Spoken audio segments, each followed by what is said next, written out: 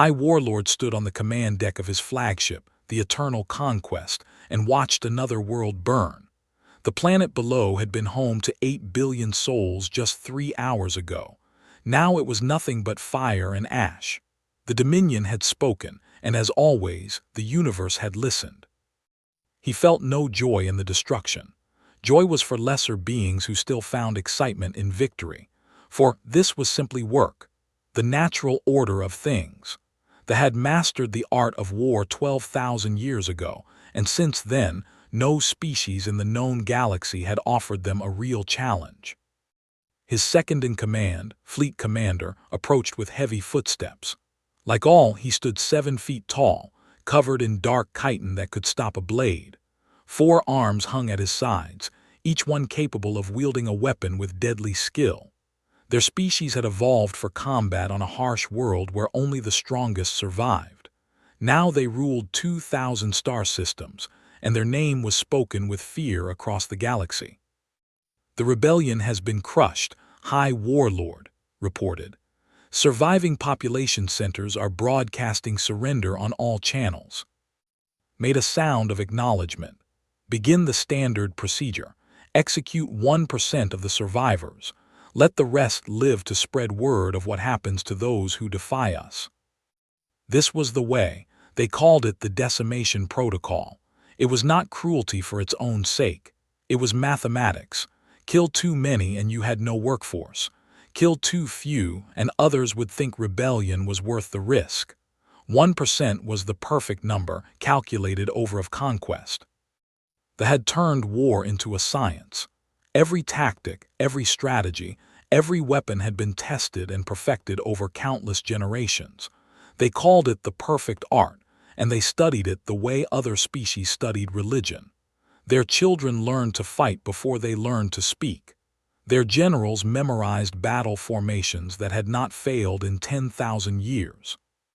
In the great hall of there, the names of every conquered species were carved into walls of black stone. 247 names. 247 civilizations that had looked upon the war machine and chosen surrender over extinction. Some had tried to fight. They had resisted for 300 years before their last city fell. They had developed weapons that could crack moons, but they had simply learned from them, improved upon their designs, and used those same weapons to end the civilization. Every challenge made the stronger. Every war added new knowledge to their perfect art. Now commanded the greatest military force the galaxy had ever seen. 50,000 warships spread across the stars, each one crewed by warriors who had trained their entire lives for battle. The decimation fleets could reduce any world to rubble within hours. The vessels could crack a planet in half if the Dominion deemed it necessary. And yet felt something he had not felt in decades: boredom. "Tell me," he said, still watching the flames consume the planet below, "when was the last time we faced an enemy worth fighting?" His second thought for a moment. The Helix Confederation, perhaps, 60 years ago. They lasted 8 months before surrender. 8 months, made a sound of disgust. "My grandfather conquered the Empire. That war lasted 2 centuries. My great-grandfather fought the Machine Collective for 300 years. What do we have? Rebellions that last weeks. Uprisings crushed before they begin. The galaxy has forgotten how to fight." "Is that not a good thing, High Warlord? Peace through strength, order through fear. This is what our ancestors built." Did not answer. He knew was right. The Dominion was stronger than ever. Subject races paid their tribute without complaint. The few who dared to resist were crushed so quickly that others never even heard of their attempt. The perfect art had achieved its ultimate goal: total dominance. So why did he feel so empty? A junior officer approached, his chitin still soft with youth. He held a data tablet in 2 of his hands and kept the other 2 clasped behind his back in respect. "High Warlord, we have received a report from Scout Fleet 7. They have discovered signals from an unknown species in the Perseus Arm." Turned away from the burning world. Unknown species. "Yes, High Warlord. artificial signals, radio waves, laser communications, evidence of faster-than-light travel. The scouts estimate their civilization controls approximately 100 star systems. 100 systems. Exchanged a look with. That was not insignificant. Most species they encountered had barely left there. 100 systems suggested a certain level of development. What else do we know about them? The young officer checked his tablet. Very little, High Warlord. They call themselves humans. They appear to be soft-bodied bipeds, no natural armor or weapons. Average of approximately 80 years. They seem to spend a great deal of their communications arguing with each other. Let out a harsh laugh. Soft bodies and short lives. Another species of prey animals who accidentally discovered technology. This will not take long. Nodded slowly, but something nagged at him. 100 systems was impressive for a species with such short. They must expand quickly. They must be hungry. Have we made contact? No, High Warlord. Scout Fleet 7 is awaiting your orders. Considered the situation. Standard protocol was clear. Send a greeting fleet. Demonstrate military superiority. Demand surrender. Accept tribute. Add another name to the wall of the conquered. It had never failed, not once in 12,000 years. Prepare a greeting fleet, he commanded. 200 warships should be sufficient for a species of this size. Fleet commander, you will lead the expedition personally. Straightened with pride. It will be my honor, High Warlord. I will bring you their surrender within 30 days. See that you do, and try to leave their infrastructure intact.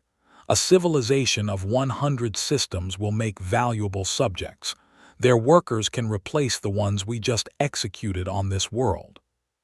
As you command. Turn back to watch the burning planet as departed to prepare the fleet. 200 warships against a young species of soft-bodied creatures. It was almost unfair. But then again, they had never believed in fair. They believed in victory. They believed in dominance. They believed in the perfect art that had never once let them down. He wondered briefly what these humans would think when 200 warships appeared in their space. Would they panic? Would they pray to whatever gods they? Would they try to fight like so many foolish species before them? It did not matter. The result would be the same. The result was always the same. In 30 days, maybe less, the name human would be carved into the wall of the conquered. Another footnote in the long history of supremacy. Another species that had looked upon the masters of war and wisely chosen to kneel. Allowed himself a small moment of anticipation. Perhaps these humans would provide some entertainment before the end. Perhaps one of them would be foolish enough to fight back, to give his warriors a few moments of sport before the inevitable conclusion. But deep in his heart he knew better. The galaxy held no more challenges for the Dominion. They had won every war, crushed every enemy, perfected every tactic. They were the masters of war, and no one could teach them otherwise.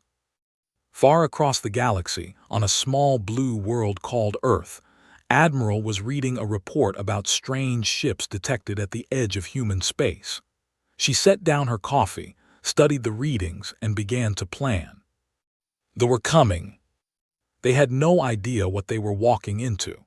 The greeting fleet dropped out of faster-than-light travel in perfect formation.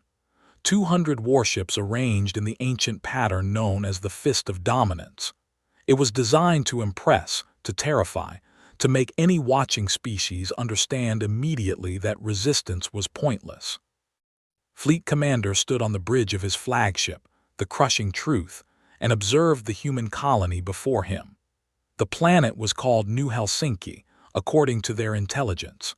A world of green continents and blue oceans, home to approximately 40 million humans. Orbital stations circled it like metal rings, and small ships moved between them in the busy way of a thriving civilization. Open a channel to the planet, ordered. All frequencies, all languages in our database. His communications officer obeyed. and began the speech that had been given 247 times before. "Attention, inhabitants of this system. I am Fleet Commander of the Dominion. Your civilization has been identified for inclusion in our great empire. You will surrender all military assets immediately. You will accept governance without resistance. You will provide tribute as determined by our assessors. Failure to comply will result in the destruction of your population centers. You have 1 hour to respond." He cut the transmission and settled back in his command chair. The response was always the same: panic, confusion, desperate attempts at negotiation, and finally surrender. Sometimes a species would try to fight with whatever primitive weapons they possessed. Those battles usually lasted minutes. The hour passed slowly. Watched the human ships scramble around their stations. Some fled toward the planet. Others seemed to be forming into groups. Interesting. They were organizing themselves. Most species simply scattered in terror. When the hour ended, a response finally came. The flickered to life, showing a human female in a crisp uniform. She had dark skin, gray hair cut short, and eyes that held no fear at all. "This is Admiral of the United Earth Navy," she said. Her voice was calm, almost casual. "We have received your message. We would like to propose diplomatic discussions to better understand your intentions and explore the possibility of peaceful relations between our peoples." Stared at the screen. This was not the response he expected. No begging, no threats, no surrender, just a polite request for talks, as if he had asked them to lunch rather than demanded their submission. "There will be no discussions," he replied. "There is only surrender or destruction. Choose now." The human admiral tilted her head slightly. "I see. May I ask what you intend to do with our people if we surrender?" "You will serve the Dominion. Your workers will labor for our benefit. Your resources will fuel our expansion. This is the fate of all species who join us. And if we refuse, then your cities will burn, and we will take what we need from the ashes." Admiral was quiet for a long moment. When she spoke again, her voice had changed. It was harder now, colder. "Fleet Commander, I am going to give you one chance. Leave our space. Return to your masters and tell them that humanity has no interest in serving anyone. We will not be slaves. We will not bow. If you choose war, you will regret it." Laughed. The sound was harsh and clicking, strange to human ears. "You threaten us. You soft little creatures with your tiny ships and short lives. The Dominion has crushed 247 species. Your name will simply be another carving on our wall of conquest. Then I suppose we have nothing more to discuss." The transmission ended. Turned to his weapons officer. "Target the largest orbital station. Show them what happens to those who refuse us." The crushing truth opened fire. Plasma beams crossed the void in an instant, striking the station called Helsinki Prime. The structure, home to 12,000 humans, exploded in a flash of light and debris. For a moment there was silence. Then the human fleet began to move. Counted 40 ships, 40 against 200. He almost felt sorry for them. All ships attack formation, destroy their fleet, leave no survivors to spread hope of resistance. The warships surged forward, their weapons charging. This would be over in minutes. It was not over in minutes. The human ships did not behave like any enemy had ever faced. They did not form battle lines. They did not engage in honorable combat. They scattered like insects, weaving between the formation, striking from unexpected angles. A human destroyer rammed directly into a cruiser, both ships exploding together. Watched in shock. The humans had deliberately sacrificed their own vessel to destroy one of his. "What are they doing?" he demanded. "That is insane." More chaos erupted across the battlefield. Human ships deployed mines that detonated with nuclear fire. Small drones swarmed vessels, too numerous to track. One human frigate flew directly into the engine section of a battleship, crippling it before dying. And then the hacking began. Navigation systems went haywire. Ships that had fought together for centuries suddenly lost coordination.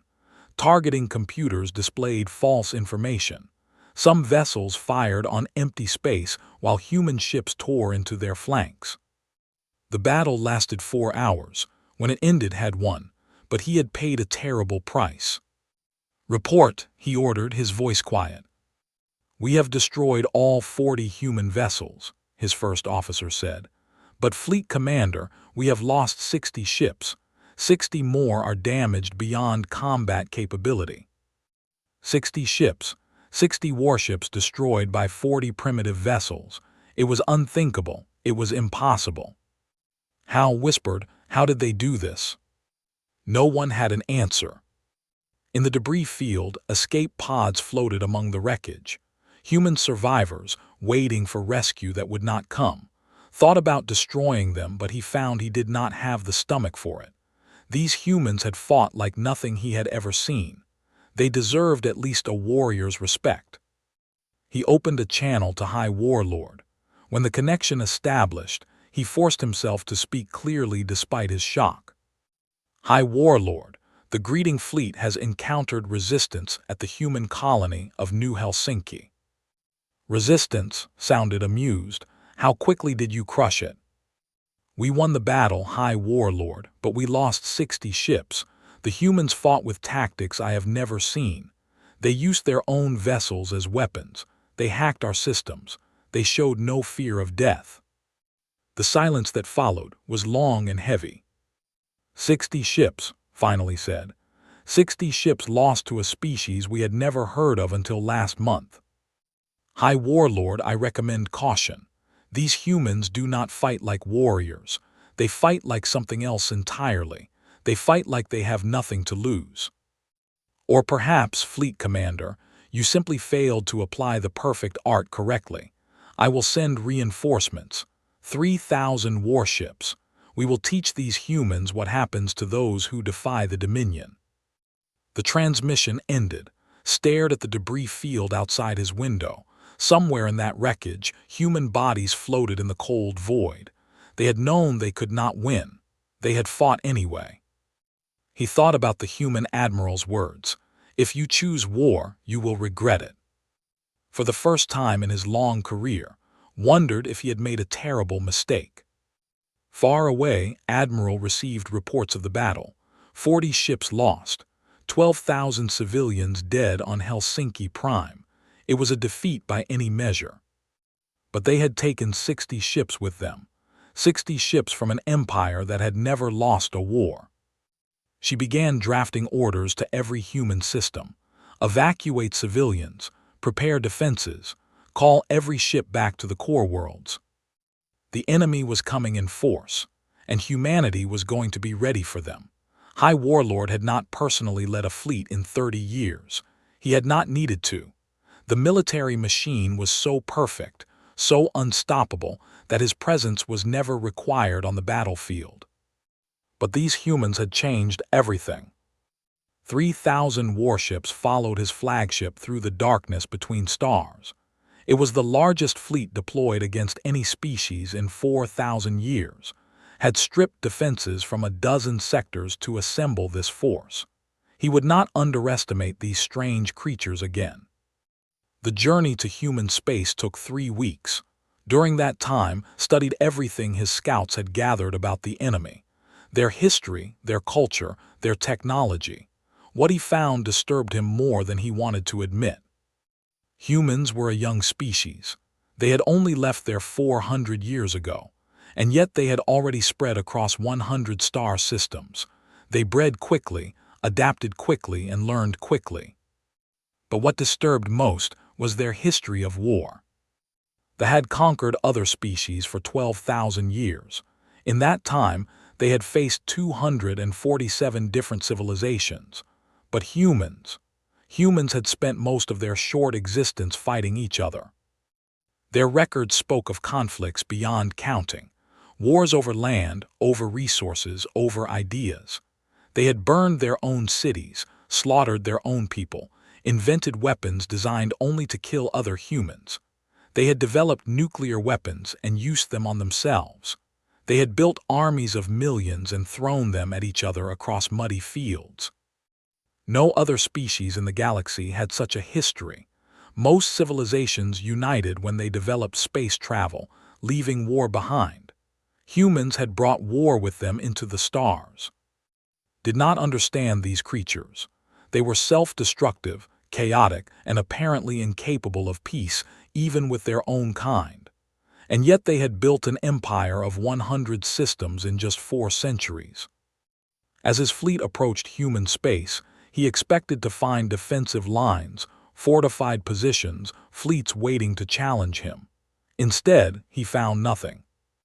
"Reports," he commanded. "The outer systems appear abandoned, High Warlord. No defensive installations, no military presence. Civilian populations have been evacuated." "They are running," one of his generals said with contempt. "They saw our fleet coming and fled like prey animals." Was not so certain. These humans had fought his greeting fleet with insane courage. They did not seem like the type to simply run away. "Continue forward," he ordered, "but keep all sensors at maximum. I do not trust this silence." The decimation fleet advanced deeper into human space. System after system lay empty and quiet. Abandoned stations drifted in orbit around silent worlds. It was as if humanity had simply vanished. Then they reached the system. Station was one of the largest human military installations, according to their intelligence. Expected to find it abandoned like everything else. Instead, his sensors detected something that made his blood run cold. Human ships, hundreds of them, hiding in places his scouts had never thought to look. They emerged from the corona of the local star, their hulls glowing with heat that would have destroyed any vessel. They rose from asteroid fields, having hidden among the rocks for days. They launched from hollowed-out moons that his sensors had dismissed as dead rock. "Ambush," his tactical officer screamed. "They are everywhere." Watched as his perfect formation dissolved into chaos.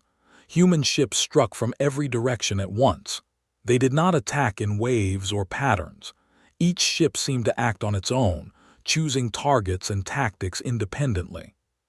"Maintain formation," he roared. "The perfect art demands coordination." But coordination was impossible. Human hackers had been working on systems for months, planting viruses, and now those weapons activated. Communication channels filled with static. Navigation computers displayed false data. Ships that had worked together for centuries suddenly could not tell friend from foe. A cruiser fired on its sister ship, fooled by corrupted targeting data. 3 destroyers collided when their navigation systems all failed at once. The fleet that had seemed unstoppable just hours ago was tearing itself apart. And still the humans kept coming. They fought like nothing in experience. No honor, no rules, no predictable patterns. A human frigate would appear to retreat, then suddenly turn and crash directly into a battleship. Small craft loaded with explosives flew suicide missions into engine rooms. Soldiers in powered armor launched themselves through space to board disabled vessels, fighting hand-to-hand in the corridors. Watched a human pilot eject from his dying ship, then use his suit thrusters to fly directly into the bridge window of a cruiser. The man died, but he took 30 officers with him. "Why?" whispered to himself. "Why do they throw their lives away like this?" He did not understand. They fought to win. These humans fought like they did not care about surviving. They fought like the only thing that mattered was hurting their enemy as much as possible before the end. The battle raged for 8 hours. When it finally ended, surveyed the damage with hollow eyes. "Report," he said, though he already knew the answer would be devastating. "High Warlord, we have lost 1,847 ships. 400 more have been captured or disabled. Human losses are estimated at 600 vessels." The numbers were impossible. They should have been impossible. 3-1 losses against a species that had never fought an interstellar war before. How, he demanded, how did they do this? His tactical officer spoke carefully as if afraid of the answer. High Warlord, I have analyzed their tactics. They do not use the same strategy twice. Every ship acts independently, making decisions in real time. They exploit every weakness, no matter how small. And they do not fear death. They use death as a weapon. The perfect art, said slowly. Our tactics have been perfected over. How did they defeat them? That is precisely the problem, High Warlord. Our tactics are perfect. They are also predictable. The humans studied our methods. They found patterns in our perfection, and they used chaos to destroy those patterns. Chaos, the word hung in the air like poison. They had spent 12,000 years eliminating chaos from warfare. They had created systems, protocols, formations that worked flawlessly every time, and the humans had beaten them by being impossible to predict. What are your orders, High Warlord? His first officer asked. Stared at the debris field outside his window. Thousands of ships, destroyed by a species that had been fighting among themselves while his ancestors were conquering the galaxy. Retreat, he said finally. The word tasted like ash in his mouth. All surviving ships fall back to Dominion space. For the first time in 12,000 years, a fleet fled from battle. Far away, Admiral received the news with grim satisfaction. 600 ships lost, thousands of good sailors dead, but they had broken the back of the largest fleet they had ever sent. She allowed herself one moment of relief before turning to her staff. This isn't over, she said. They will be back, and next time they will bring everything they have. We need to be ready. On her desk sat plans for a weapon that humanity had hoped never to use. A ship so massive, so powerful, that it had been built in secret for 30 years. It was time to wake the sleeping giant. The Dominion had never known fear. For 12,000 years, they had been the ones who made others afraid. Now, for the first time, fear walked the corridors of their great halls. News of the defeat had spread like fire through dry grass. Subject races whispered to each other in secret. Could it be true? Had the masters finally met their match? High Warlord stood before the Supreme Council, the leaders of the Dominion who had ruled for centuries. Their faces showed emotions he had never seen before: doubt, uncertainty, something close to panic. How is this possible? Demanded Counselor N, the oldest among them. We have crushed every enemy we ever faced. How can these soft little creatures defeat our fleets? They do not fight as we do, replied. They have no honor, no rules. They use their own deaths as weapons, and they adapt faster than any species we have encountered. Then adapt faster, another counselor snapped. You are the High Warlord, find a way to destroy them. Hesitated. He had spent weeks studying the battles, analyzing every tactic the humans had used, and he had come to a terrible conclusion. The humans cannot be defeated through conventional warfare, he said. Their chaos beats our order. Their unpredictability defeats our perfection. If we continue to fight them ship to ship, we will lose. Silence fell over the council chamber. No had ever spoken such words before. Then what do you propose? Counselor N asked quietly. Took a deep breath. The council members exchanged horrified looks. The vessels were the ultimate weapons of the Dominion. Ships the size of small moons, equipped with weapons that could crack a planet in half. They had been used only twice in history, both times to destroy species that had proven too dangerous to rule. You want to destroy their worlds, and said, all of them. Not all, just Earth. There, the center of their civilization. If we destroy it, we break their spirit. The other human systems will surrender when they see what happens to those who defy us. The council debated for hours. Some argued for caution. Others demanded immediate action. In the end, fear won. Deploy and commanded. End this threat before it grows beyond our ability to contain. 5 vessels awakened from their ancient slumber.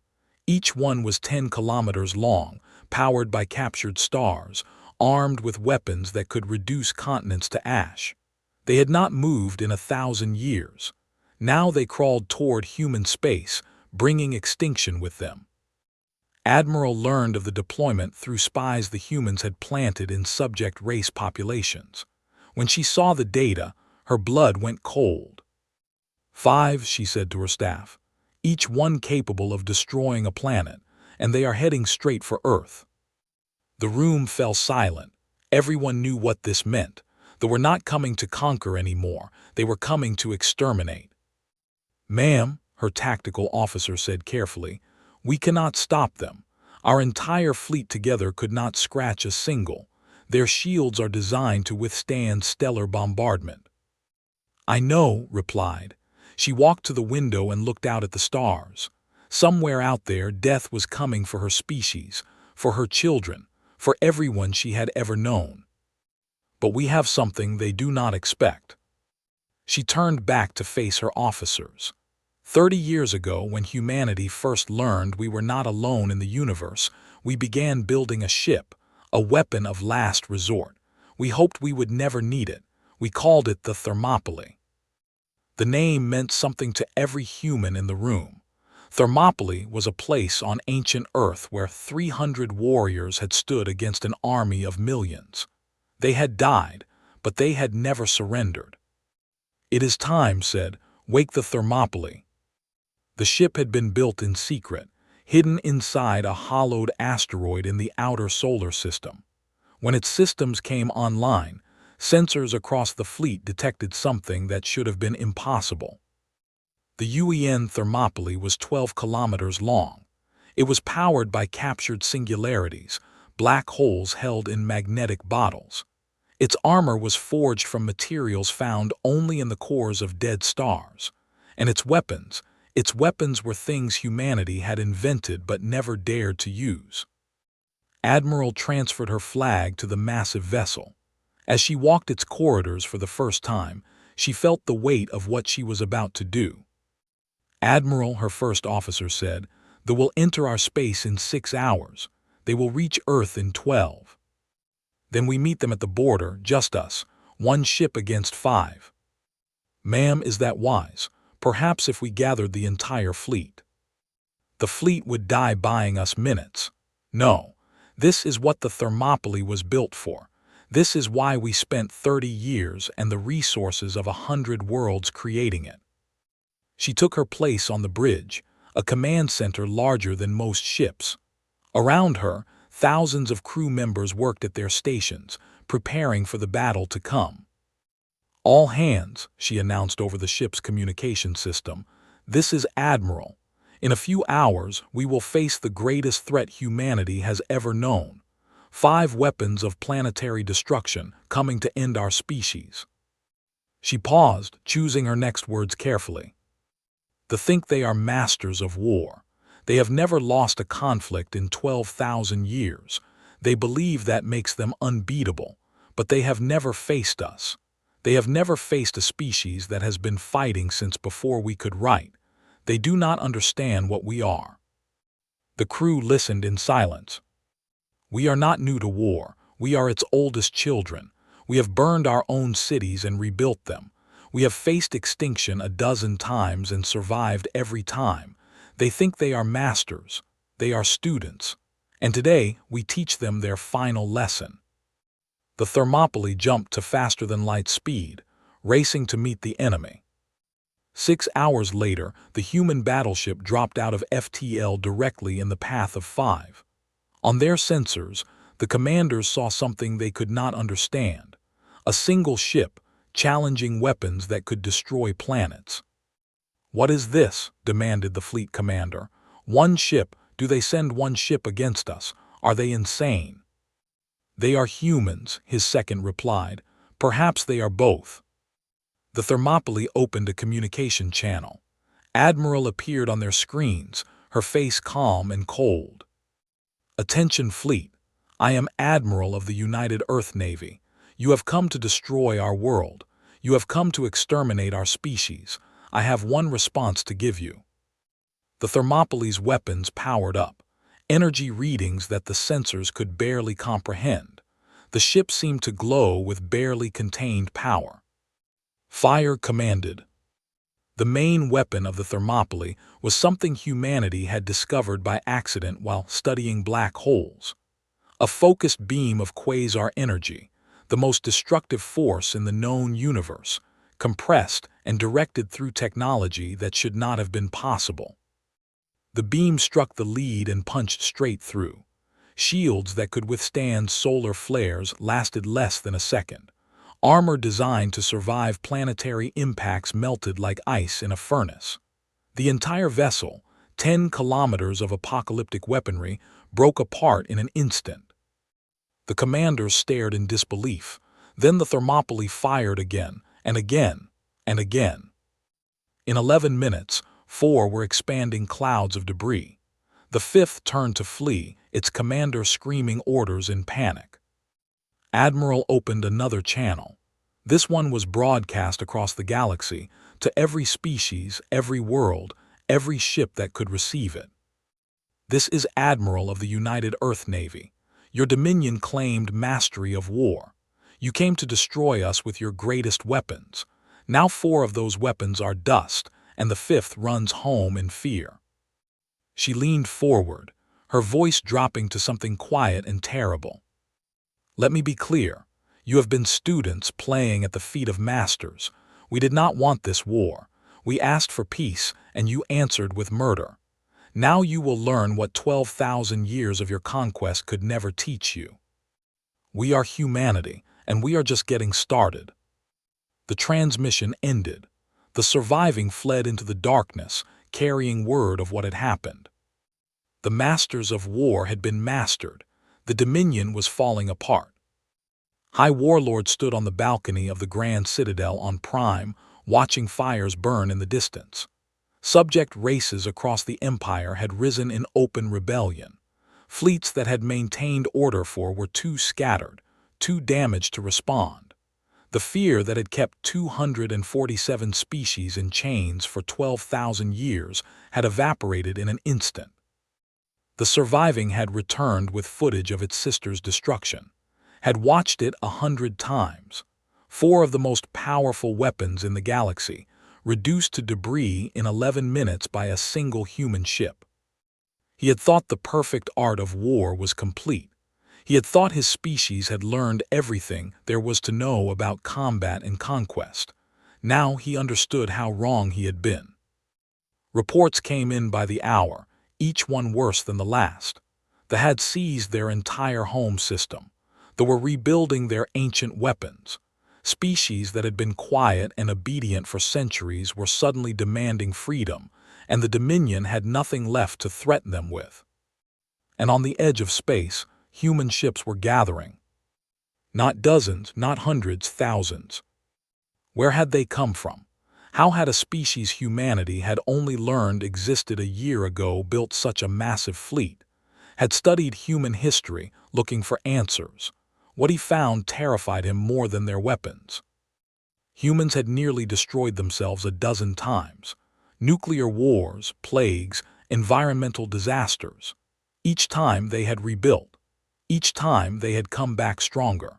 They had spent their entire existence preparing for extinction, building backup plans for backup plans, spreading their civilization across as many worlds as possible specifically so that no single disaster could end them.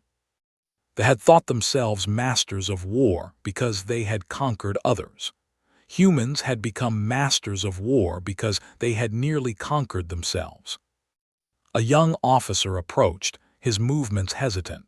"High Warlord, the human fleet has entered our space. They will reach within 2 days. "How many ships?" 3,000, High Warlord, and the Thermopylae is with them. 3,000 ships, and the weapon that had destroyed 4 in minutes, had perhaps 500 combat-capable vessels left. The mathematics were simple. "Prepare our defenses," he ordered. "We will make our stand here on Prime. If our civilization must end, let it end fighting." The officer hesitated. High Warlord, there is something else. The humans have sent a message. They are requesting a meeting. A meeting.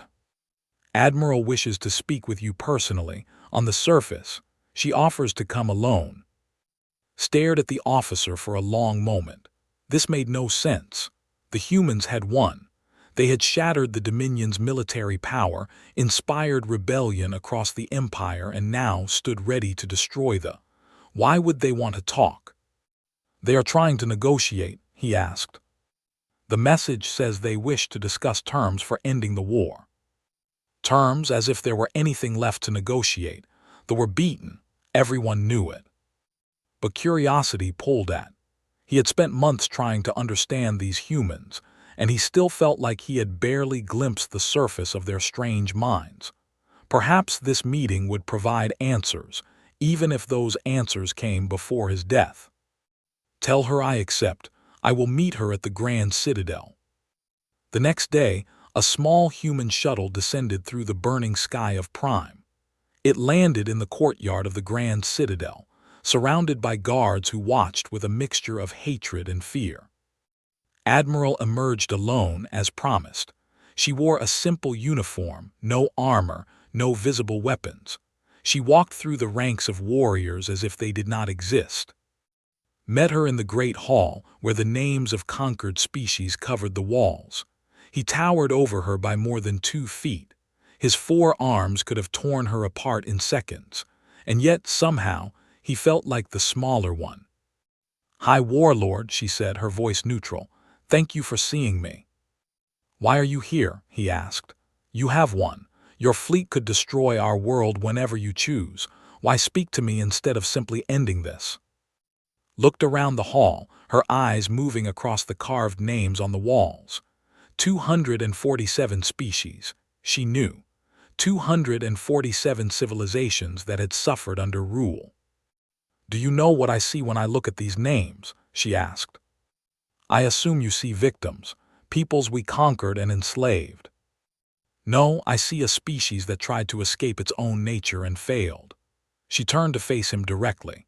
You turned war into something clean, something perfect. You made rules and systems and called it mastery, but war is not clean. War is not perfect. War is horror and chaos and death, and the only way to master it is to understand what it really is. Felt a strange emotion stirring in his chest, something like shame. We thought we had perfected the art of conquest. You perfected the art of bullying. You found species weaker than yourselves and crushed them before they could become threats. That is not mastery. That is fear wearing a mask of strength. And humans, what do you call what you have done? Was quiet for a moment. When she spoke again, her voice was softer, tired. We call it survival. We have been fighting since before we could write. We have burned our own cities, killed our own children, invented weapons that could end all life on our world. And every time, every single time, we looked at the destruction we had caused and we rebuilt. Not because we are strong, because we are stubborn, because we refuse to let anything, even ourselves, destroy us completely.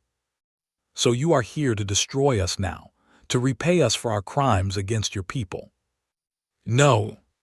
The word hung in the air, stared at her, unable to comprehend. No. No, we did not come here to destroy you. We came here to stop you from destroying anyone else. Reached into her uniform and pulled out a small data device. These are our terms. The Dominion will release all subject species immediately. You will face justice for your crimes, war criminals will be tried, reparations will be paid, but your species will survive. Your worlds will not burn. Took the device, his mind struggling to process what he was hearing. You have the power to exterminate us. Why would you show mercy? Because we are tired. For the first time, let her exhaustion show. We have been fighting for so long, High Warlord, against ourselves, against nature, against extinction. We do not want more war. We want to build something better, something that does not require the blood of innocents to sustain itself. She gestured at the walls covered in names. Those species you conquered, they will be free. A new council will form made of all peoples included if you choose to join. No more empires, no more slaves, just cooperation. And if we refuse, if we choose to fight to the end, then we will end you. Make no mistake, if you force us to destroy your species to protect others, we will do it. But I am giving you a choice your dominion never gave anyone else. The choice to stop. Looked at the device in his hands. He thought about his ancestors, who had built the dominion through blood and conquest. He thought about the 12,000 years of war that had brought his species to this moment. And he thought about what the humans had shown him. That true strength was not in destruction, but in knowing when to stop. Why? He asked quietly. After everything we did, the station we destroyed, the people we killed, why offer us this chance? Smiled, but it was a sad smile. Because someone has to be the first to choose peace, it might as well be us. 3 months later, stood in a cell awaiting trial for his crimes. Through the window, he could see human ships in orbit, not destroying but rebuilding. They were helping repair the damage from the rebellions, providing food and medicine to populations that had suffered under rule. A young guard approached his cell. "Former High Warlord, you have a visitor." Admiral entered the cell. She looked tired, as she always did, but there was something like hope in her eyes.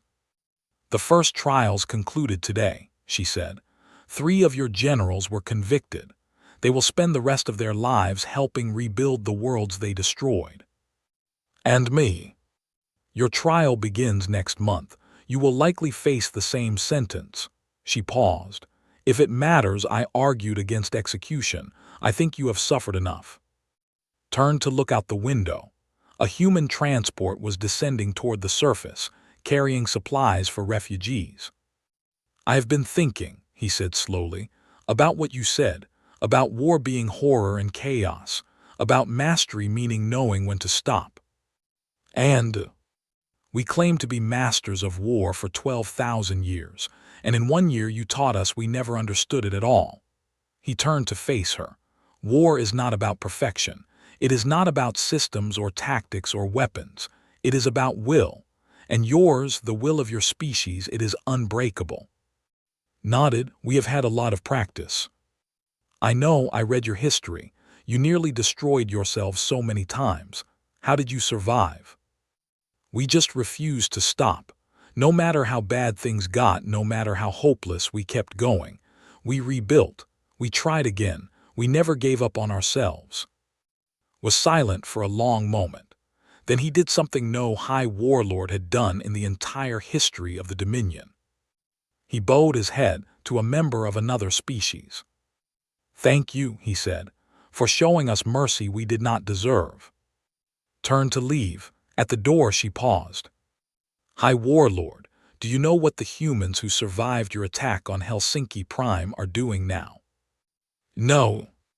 They are building a memorial, and next to the names of everyone who died they are putting a message. She smiled slightly. It says, we survived, we always do. She left him alone with his thoughts. Across the galaxy, the freed species spread a new saying among themselves. A warning and a promise, passed from world to world. Do not wake the humans. They fight like they have nothing to lose because they learned long ago how much they could. And in the darkness between stars, the UEN Thermopylae drifted quietly, waiting, hoping it would never be needed again. But ready, always ready just in case. The end.